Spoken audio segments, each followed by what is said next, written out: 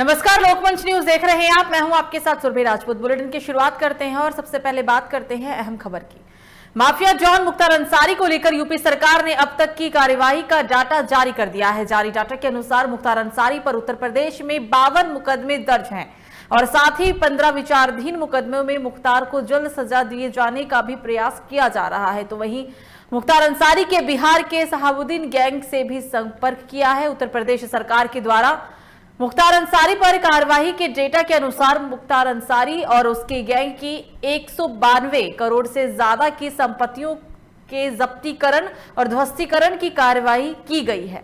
Data में बताया गया है कि मुख्तार गैंग की अवैध और बेनामी संपत्तियों का चिन्हीकरण की लगातार जारी है और प्रदेश सरकार ने डेटा के जरिए बताया है कि मुख्तार गैंग के अब तक 96 अभियुक्त गिरफ्तार किए जा चुके हैं और साथ ही 75 गुर्गों पर गैंगस्टर की कार्रवाई यूपी पुलिस ने की है। मुख्तार गैंग के 52 सहयोगियों के शस्त्र लाइसेंसों का भी निस्तारीकरण किया गया है और साथ ही साथ गैंग से जुड़े 7 ठेकेदारों पर भी कार्रवाई की गई।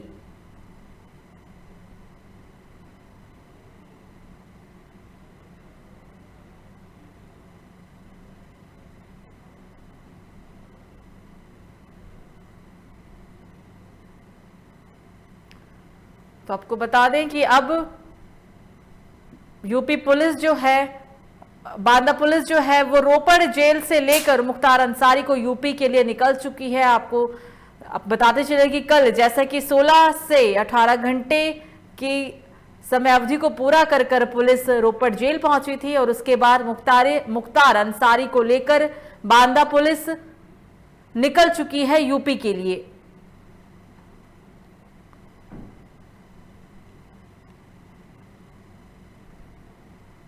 मुख्तार गैंग से जुड़े 7 ठेकेदारों पर भी कार्रवाई की गई। फर्जी एम्बुलेंस मामले में भी मुख्तार अंसारी पर बाराबंकी में भी मुकदमा दर्ज हुआ है। लेकिन सबके बीच अब मुख्तार अंसारी जो है उन्हें यूपी जेल में शिफ्ट करने के लिए बांदा पुलिस रोपड़ जेल से लेकर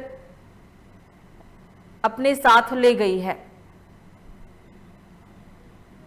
खबरों में आगे बढ़ते हैं और बात करते हैं अब यूपी में बढ़ते कोरोना संक्रमण को लेकर, जहां संक्रमण के मद्देनजर वैक्सीनेशन का दौर लगातार जारी है। ऐसे में आम जनता के साथ साथ तमाम मंत्री और अधिकारी भी वैक्सीनेशन में बढ़ चढ़कर हिस्सा ले रहे हैं। इसी कड़ी में उत्तर प्रदेश के स्वास्थ्य मंत्री जय प्रताप सिंह ने डॉक्टर श्यामा प्रसाद मुखर्जी सिविल अस्पताल पहुंचकर कोरोना वैक्सीन की दूसरी डोज ली है और इस दौरान उन्होंने सभी से अपील किया है कि वैक्सीनेशन के इस महाअभियान में योगदान दें और कोरोना वैक्सीन भी लगवाएं। ये सुरक्षित है और इससे आप खुद को, खुद के परिवार को और समाज को बचाने में योगदान देंगे। तो ये हम आपको तस्वीर दिखा रहे हैं यूपी के स्वास्थ्य मंत्री की, जहां उन्होंने कोरोना वैक्सीन की दूसरी डोज ली और साथ ही साथ वैक्सीन की दूसरी डोज लेने के बाद उन्होंने लोगों से अपील किया है कि कोरोना की वैक्सीन जरूर लगवाएं, ताकि इससे समाज भी सुरक्षित रहेगा, आपके परिवार वाले भी सुरक्षित रहेंगे और एक देश के लिए आप अपना एक अहम योगदान भी देंगे।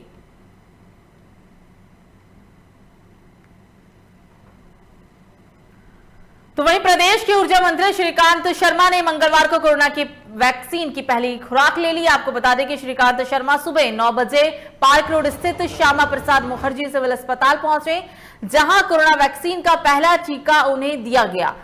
टीकाकरण के बाद श्री शर्मा ने लोगों से अपील की है कि स्वदेशी वैक्सीन पूरी तरह से सुरक्षित है और प्रभावशाली भी है और इसे प्रत्येक व्यक्ति को अपनी बारी आने पर लगवाना चाहिए, ताकि वो खुद और अपने करीबियों को सुरक्षित रख सकें। विशेषकर लखनऊ में कोरोना के ताजा मामलों की बढ़ती संख्या पर चिंता जताते हुए उन्होंने कहा है कि लोग बाग सरकार द्वारा समय समय पर जारी दिशा निर्देशों का पालन भी जरूर करें और साथ ही साथ भीड़भाड़ वाली जगहों पर भी लोग जाने से बचें।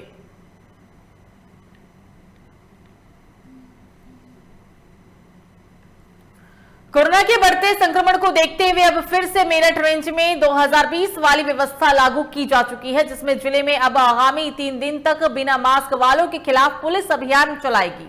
इसके लिए आईजी रेंज मेरठ प्रवीण कुमार ने मेरठ, नोएडा, गाजियाबाद, बुलंदशहर, हापुड़, बागपत में मास्क न लगाने वालों पर सख्त कार्रवाई करने के निर्देश दिए और साथ ही इन सभी जिलों में सोमवार की शाम से ही अगले 3 दिन के लिए सख्त अभियान शुरू कर दिया गया है। इसके लिए आईजी रेंज के सभी पुलिस अधिकारियों को निर्देश भी जारी कर दिया गया।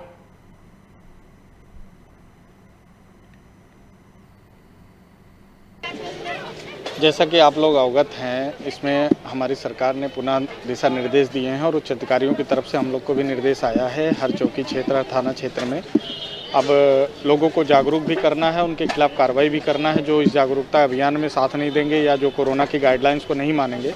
इसके लिए विशेष तौर पे जो जगह जहाँ पे लोग भीड़ भाड़ है वहाँ पर मास्क का उपयोग करें और सोशल डिस्टेंसिंग का पालन करें। हमारे इस थाना क्षेत्र में भगत सिंह मार्केट है जहाँ पर विशेष तौर पे भीड़ रहती है, तो आज यहाँ पर लोगों को जागरूक किया गया कि शाम के 5 बजे से आदेश उच्च अधिकारियों के मिले हैं। इसमें कोरोना की जो पूर्व में मास्क के लिए चालान किया जाता था उसके मुताबिक हम लोग पुनः चालान आरंभ करेंगे और इन लोगों को अभी जागरूक भी किया जा रहा है कि ये चीज़ अपने पहले से ही प्रिकॉशन ले लें जिससे कि कोरोना जो लगातार बढ़ता जा रहा है उस पर अंकुश लग सके। तो इसके लिए हम लोग अभी अवेयरनेस प्रोग्राम भी चला रहे हैं पूरे मार्केट।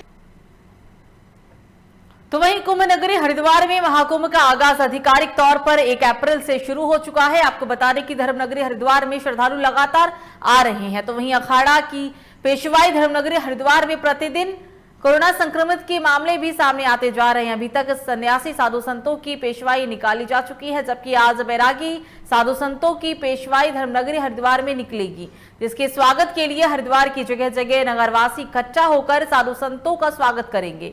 वहीं निर्मोही यानी अखाड़े के महंत राजेंद्र दास ने कहा है कि आज बैरागी संतों की पेशवाई हरिद्वार के भूपत वालों से शुरू होकर नगर भ्रमण करते हुए बैरागी कैंप पहुंचेगी।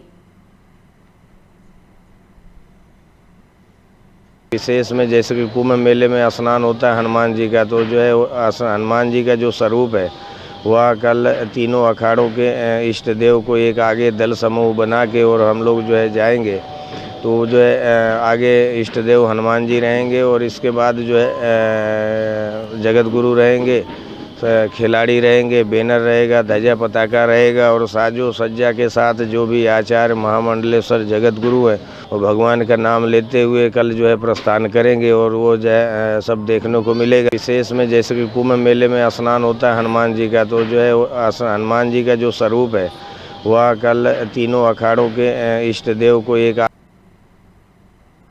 मामला लक्सर क्षेत्र के बहादुरपुर जटगांव का है, जहां एक खेत में गांव के व्यक्ति का शव मिलने से हड़कंप मच गया, जिसमें पुलिस द्वारा कार्रवाई में गांव के 2 व्यक्तियों पर नामदर्ज हत्या का मुकदमा दर्ज किया गया था। परिजनों का आरोप है कि 1 हफ्ता बीत जाने के बाद भी हत्यारोपी गांव में खुलेआम घूम रहे हैं, लेकिन पुलिस उन्हें पकड़ नहीं रही है।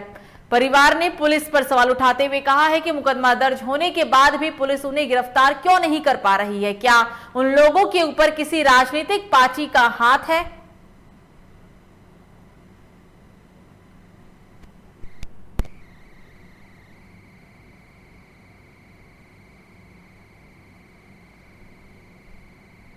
जगह पर उनकी बॉडी मिली है, उस जगह पर ढूंढने गए, वहाँ पर नहीं मिले।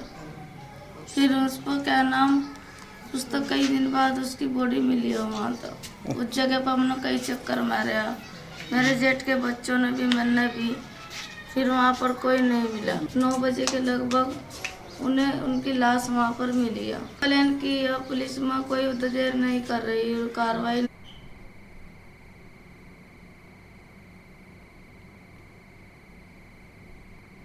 तो पूरी हम आपको ये घटना बता रहे हैं यूपी के लक्सर की, जहां पुलिस द्वारा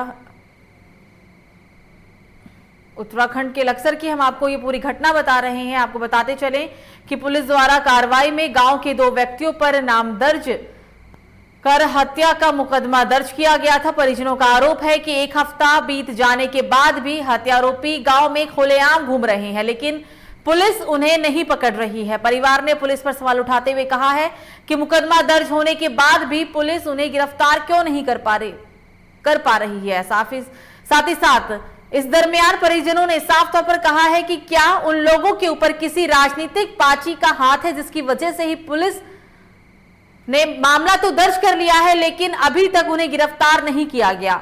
उत्तराखंड के लक्सर की ये पूरी घटना है।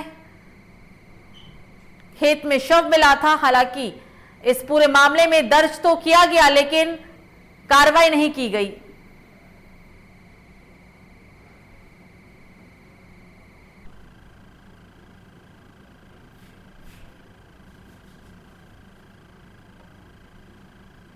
इस दरमियान परिजनों ने साफ तौर पर आरोप लगाया है पुलिस पर कि 2 नामजद आरोपी के खिलाफ मुकदमा तो दर्ज किया गया, लेकिन कोई भी गिरफ्तारी अभी तक नहीं की है। साफ तौर पर जो परिजन है वो पुलिस पर ही आरोप लगा रहे हैं, पुलिस के ही कार्यशैली पर अब सवाल खड़े हो रहे हैं, क्योंकि खुले आम अब आरोपी घूम रहे हैं लेकिन पुलिस उन्हें गिरफ्तार नहीं कर रही है। इसके पीछे क्या वजह है? और साथ ही साथ आपको ये भी बता दें कि परिजनों ने ये भी कहा है कि पुलिस अगर कार्रवाई नहीं कर रही है तो क्या इसके पीछे आरोपियों के ऊपर किसी राजनीतिक व्यक्ति का हाथ है, जिसकी वजह से ही पुलिस कार्रवाई करने से बच रही है।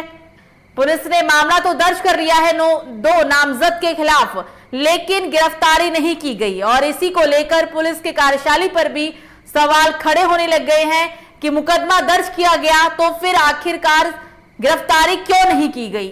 ये दोनों जो आरोपी हैं वो खुलेआम घूम रहे हैं, ऐसा कहना है परिजनों का।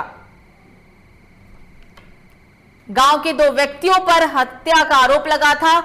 आपको बता दें एक खेत में व्यक्ति का शव मिला था, जिससे पूरे इलाके में हड़कंप मच गया। हालांकि इन सब के बीच बड़ी बात यह रही कि 2 व्यक्ति गांव के ही हैं। मामला दर्ज किया गया पुलिस के द्वारा, लेकिन कोई भी कार्रवाई अभी तक नहीं की गई। परिजन लगातार पुलिस की कार्यशैली पर सवाल उठा रहे हैं और आरोप लगा रहे हैं कि अभी तक उन दोनों ही लोगों की गिरफ्तारी क्यों नहीं हुई है और इसके पीछे क्या हाथ है।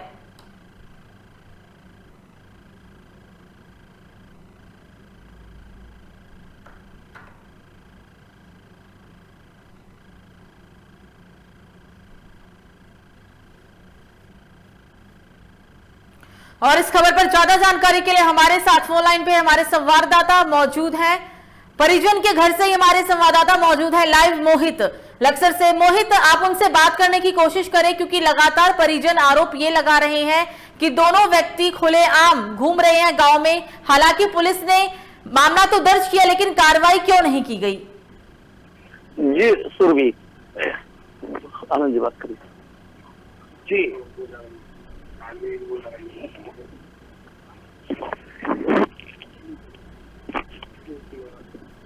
जी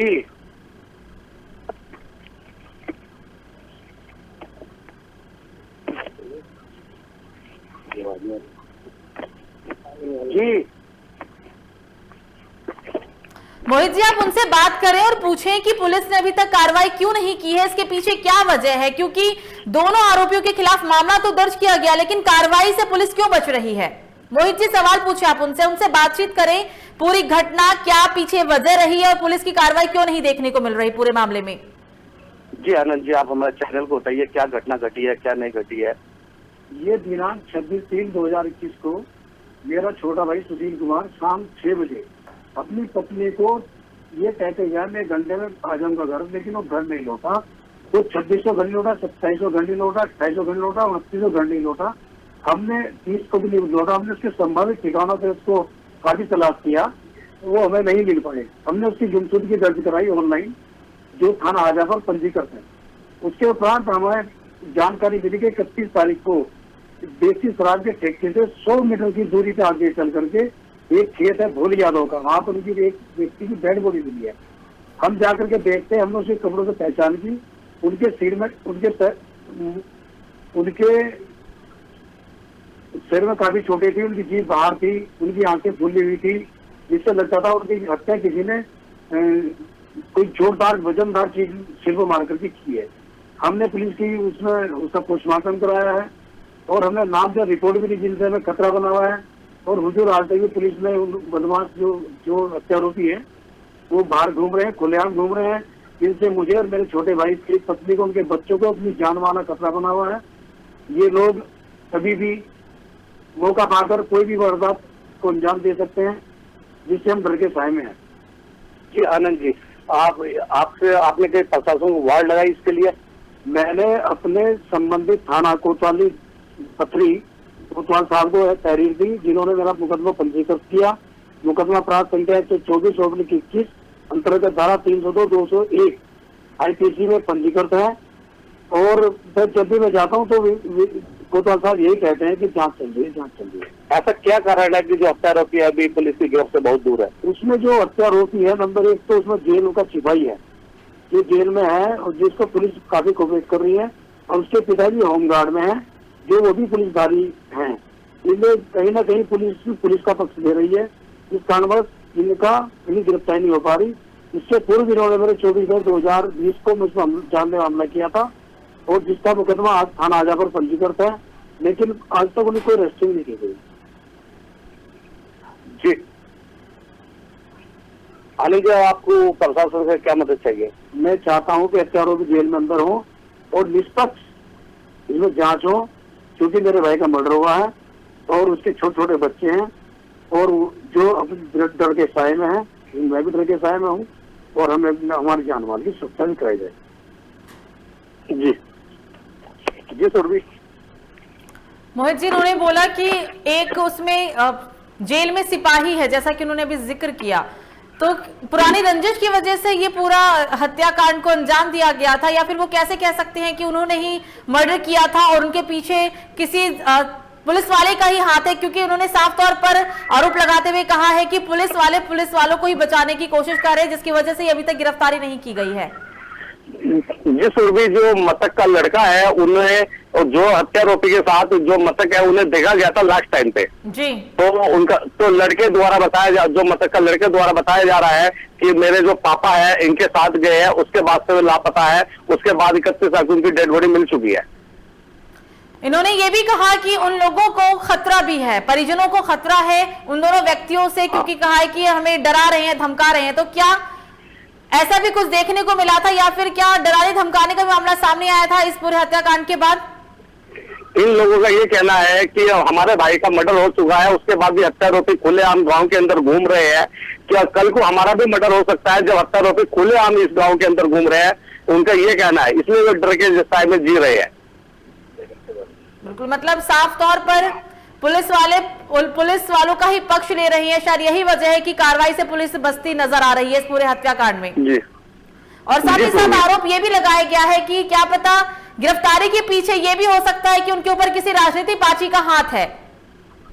जी सुरभि, ये भी हो सकता है कि उनके ऊपर किसी राजनीतिक पार्टी का हाथ है, ये इनके परिजन का आरोप है।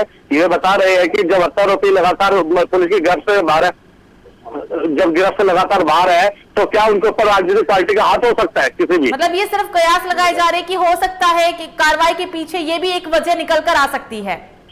जी जी जी सुरभि, जो मृतक की पत्नी है उनसे भी हम एक बात करना चाहेंगे। बिल्कुल करिए। एक मिनट।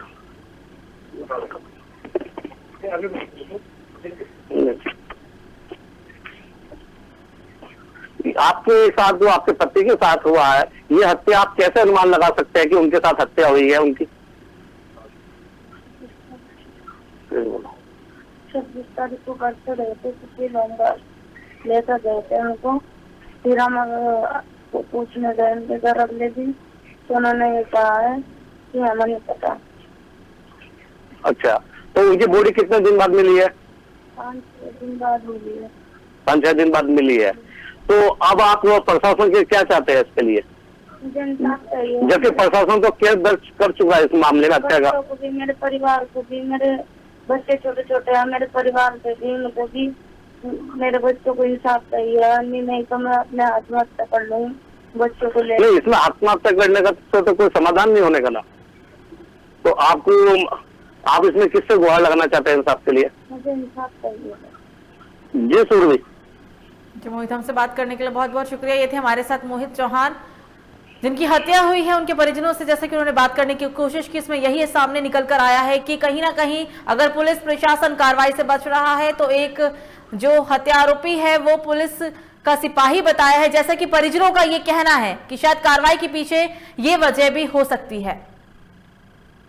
अब रुक करते हैं अगली खबर की। अगली खबर शाहजहांपुर से, जहां कच्ची शराब को बनाने और बिक्री करने वालों के खिलाफ पुलिस और आबकारी विभाग की कार्रवाई देखने को मिली है। आपको बता दें, जिसके चलते ही पुलिस ने 48 घंटों के अंदर लगभग 2972 लीटर कच्ची शराब और 54 भट्टियों सहित 251 शराब तस्करों को गिरफ्तार किया है। वहीं पुलिस ने 34,000 लीटर लहन को भी नष्ट किया है। पुलिस अधीक्षक यश आनंद का कहना है कि अगर किसी भी प्रत्याशी ने वोटरों को लुभाने के लिए इस तरीके का काम किया, जैसा कि किसी को शराब पिलाने या फिर अन्य कोई प्रलोभन दिया, तो उसके विरुद्ध कठोर से कठोर कार्रवाई की जाएगी।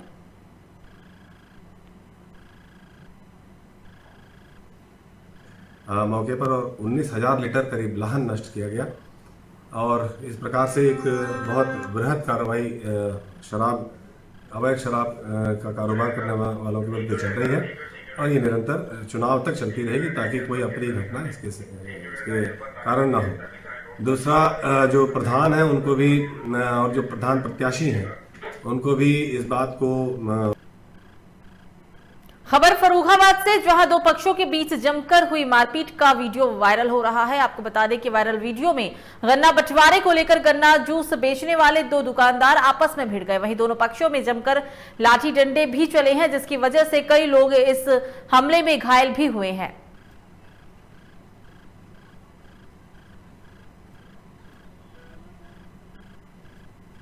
आगरा में राष्ट्रीय बजरंग दल के नेता रानक ठाकुर पर जानलेवा हमले के विरोध में हिंदुवादियों, नेताओं और संगठनों ने कलेक्टर पर प्रदर्शन किया। आपको बताया जा रहा है कि गौ तस्करों ने सोमवार रात रौनक ठाकुर पर जानलेवा हमला कर दिया। वहीं इस हमले में घायल हिंदुवादी नेता रौनक अस्पताल में जिंदगी और मौत की जंग लड़ रहे हैं। बताते चले, सोमवार रात गोवंश से लदे ट्रक को पकड़ने के दौरान रौनक ठाकुर पर यह हमला किया गया। तो वहीं पुलिस का दावा यह भी है कि जल्द ही जल्द हमलावरों को गिरफ्तार कर लिया जाएगा। लोगों के कुछ मांगे थी, उसको लेके आज ये कलेक्ट्रेट पे आए थे, उनको सुना गया और उसकी समीक्षा भी की जाएगी। जो मुकदमा इस संबंध में जो दर्ज है उसमें कई टीमों का गठन करके उसको अलग अलग जगह पे लगाया गया है। हमारे को जिस प्रकार से एसपीडी साहब बोते साहब से आश्वासन मिलता है और वो हमारा सहयोग करते हैं, हमारे को उनके अलावा किसी और पे भरोसा नहीं है, क्योंकि पुलिस महकमे में कुछ ऐसे बैठे हुए हैं जो उनके साथ में मिले हुए हैं। हमारी सूचना से पहले उनको सचेत कर दिया जाता है और वहां से ट्रक चेंज हो जाता है और गोमा सड़ जाता है। तो वहीं मथुरा में यमुना एक्सप्रेसवे पर 6 बदमाशों ने बस को हाईजैक करके लूट की वारदात को अंजाम दिया। आपको बता दें कि हथियारों के बल पर बदमाशों ने बस को हाईजैक किया। बताया जा रहा है कि सभी बदमाश सवारी के रूप में बस में बैठे थे। इस वारदात में बदमाश ज्वेलरी, नकदी लूट कर फरार हो गए। बताते चले, डबल डेकर बस दिल्ली से महोबा जा रही थी और इस मामले के बाद पुलिस जांच की कार्रवाई में जुट गई है।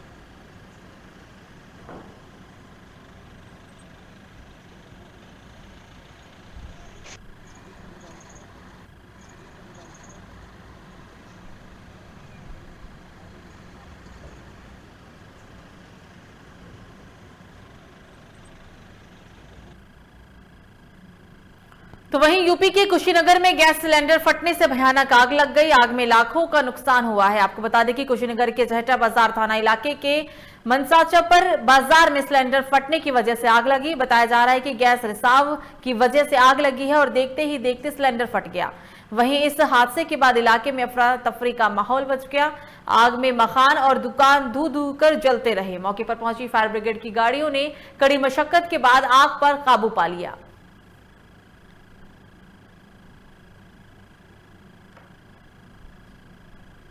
अलीगढ़ के थाना बन्ना देवी इलाके में आग लगने से हड़कंप मच गया। आग इतनी भयानक थी कि देखते ही देखते इस आग ने पास की दुकानों को भी अपने चपेट में ले लिया।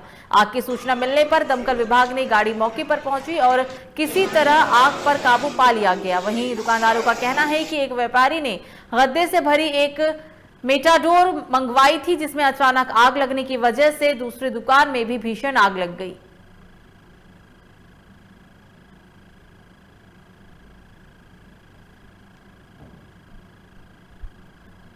तो वहीं शोहरतगढ़ तहसील के भारत नेपाल सीमा के अटकोनिया बगहावा गांव में खेत में आग लगी है। आपको बता दें, आग लगने से 25 बीघा खड़ी फसल जलकर राख हो गई। आपको बताते चले कि फोन करने के 2 घंटे के बाद दमकल की गाड़ी पहुंची, जिसकी वजह से आग ने भयावह रूप ले लिया था। बताया जा रहा है कि आग लगने का कारण अभी तक स्पष्ट नहीं हो पाया है।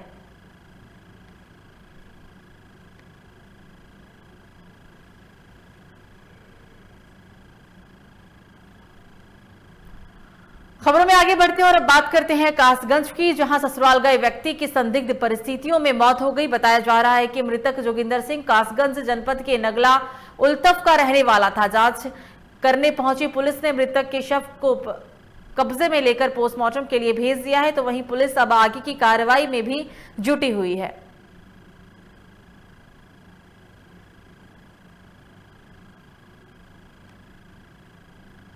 पहाड़ों में क्रिकेट के प्रति जुनून को देखते हुए बीसीसीआई ने उत्तराखंड क्रिकेट को मान्यता प्रदान कर दी है, यानी कि अब राज्य, जिला और ब्लॉक स्तरों पर क्रिकेट एसोसिएशनों का गठन हो चुका है। आपको बता दें, इस दरमियान अब खिलाड़ियों को बीसीसीआई से मान्यता प्राप्त होने पर लक्ष्मी नारायण क्रिकेट एसोसिएशन ने खिलाड़ियों के लिए ड्रेस लॉन्च भी किया, जिसमें एसोसिएशन के अध्यक्ष भरत सिंह नेगी ने कहा है कि मंगलवार से गोचर के खेल मैदान में जिला स्तरीय क्रिकेट टूर्नामेंट का आगाज होने जा रहा है, जिसमें उनकी सीनियर वर्ग की टीम भी हिस्सा ले रही है। हमारे बच्चे आज एलिजिबल पहुंचे हैं। आज तक हमारा जो होता बच्चे खेलते तो बहुत पहले से है, पर ऐसा मौका कभी नहीं मिला। मैं अध्यक्ष जी का, उपाध्यक्ष जी का बहुत बहुत आभार व्यक्त प्रकट करना चाहूँगा कि जिन्होंने कि हमारे बच्चों को इस मुकाम तक पहुँचाया है। और गायत्री ज्वेलर्स का भी बहुत बहुत धन्यवाद, उन्होंने जो है कि ड्रेस लॉन्च की है। तो मैं चाहता हूँ कि ये सारे बच्चे भविष्य के लिए ये एक मिसाल बने। आज जिस प्रकार से टीम को ड्रेस लॉन्च किया गया है, और सर मैं नानकड़ ब्लॉक से संबंधित ग्राम की मूली का रहने वाला हूं, और मेरे नेतृत्व में पूरी टीम नानकड़ ब्लॉक की जो है कि वो जिला लीग के लिए खेलने को तैयार है। और कल हमारा जो पहला मुकाबला खेला जाना है गोचर में, तो उसके लिए जो भी तैयारियां आज तक लड़कों ने की है, और उम्मीद है कि एक अच्छा परफॉर्मेंस टीम वहाँ पे करेगी। जिन्होंने हमारा जो ये प्रोग्राम था क्रिकेट का, बीसीसीआई का, उसको कवर किया बहुत दिनों से, और बहुत अच्छा महसूस हो रहा है। गायत्री ज्वेलर्स का बहुत बहुत धन्यवाद। हमारे लड़के आने वाले भविष्य में देश का भविष्य बनेंगे, देश की टीम में खेलेंगे। इन्हीं शुभकामनाओं के साथ सभी बच्चों के लिए कल से जो आप लोगों ने इतनी बड़ी तैयारी करी है। फिलहाल बुलेटिन में मुझे दीजिए इजाजत। लोकमंच न्यूज पर खबरों का सिलसिला जारी रहेगा। आप देखते रहिए लोकमंच न्यूज। नमस्कार।